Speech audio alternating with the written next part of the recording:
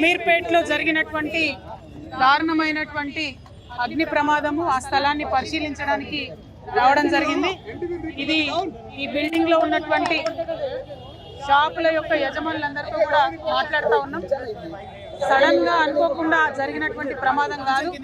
ఇది పోయిన సంవత్సరం నుంచి కూడా పదే షాప్ వాళ్ళు మరి వెనుకనే ఒక మెస్ ఉంది, ఆ మెస్ వల్ల షార్ట్ సర్క్యూట్ అవుతుంది, కంటిన్యూస్ గా మాకు అగ్ని ప్రమాదం జరిగేటటువంటి పరిస్థితి ఉందని చెప్పి మరి అన్ని రకాలుగా వాళ్ళు పోయిన సంవత్సరం జరిగినటువంటి అంశాలన్నీ కూడా చూపిస్తూ పోలీస్ వాళ్ళకి చెప్పడము అన్ని రకాలుగా చెప్పడం జరిగింది.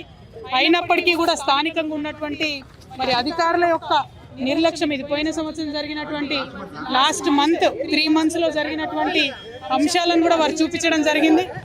అగ్ని ప్రమాదం జరిగిన తర్వాత కూడా దాదాపుగా గంట బావు వరకు కూడా ఫైర్ ఇంజన్స్ రాకపోవడం అన్నది నిజంగా కూడా అధికారుల నిర్లక్ష్యానికి కారణం కనిపిస్తూ ఉంది. వచ్చిన తర్వాత సిబ్బంది చాలా ప్రయత్నం చేసిండ్రు, 3-4 గంటలు ప్రయత్నం చేసి మంటలను అదుపులోకి తీసుకొచ్చినటువంటి మాట వాస్తవం.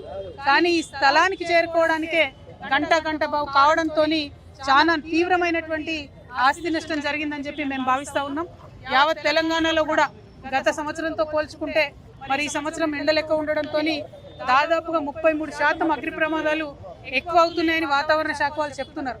మరి ఆ విషయం తెలిసి కూడా ప్రభుత్వం హైదరాబాద్ లాంటి మహానగరంలో ఎక్కడికక్కడ ఫైర్ ఇంజన్స్ ని రెడీగా పెట్టుకోకపోవడం అంటే కేవలం ఇది నిర్లక్ష్యమే కారణం.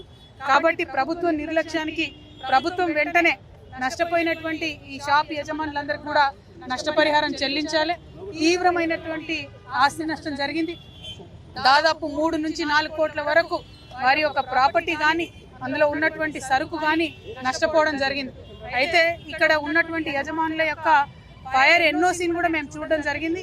వారికి ఎన్ఓసీ ఉంది, ఫైర్ డిపార్ట్మెంట్ వాళ్ళు వచ్చి ఎంక్వైరీ చేసి ఎన్ఓసీ కూడా ఇచ్చినారు.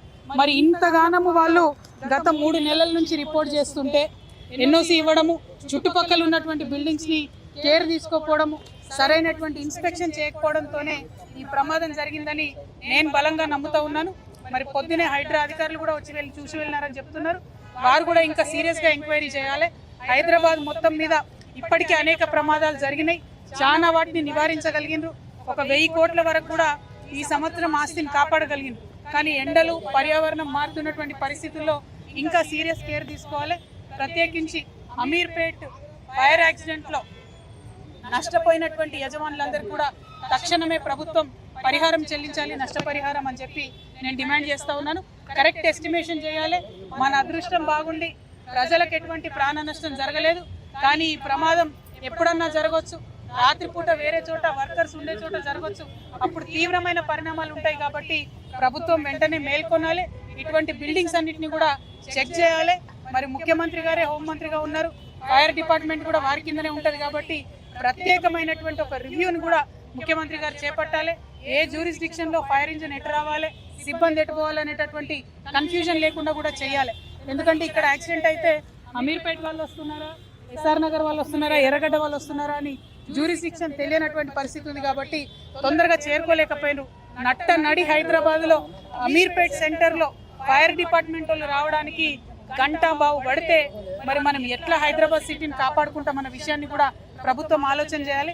యాక్సిడెంట్ అయిన 9 to 10 minutes లోపల ఖచ్చితంగా ఫైర్ ఇంజన్లు వచ్చే విధంగా హైదరాబాద్ అంతటా కూడా మనము చేసుకున్నప్పుడే ప్రజల యొక్క ఆస్తిని కాపాడగలుగుతామని కూడా తెలియజేస్తున్నాము. Thank you. జై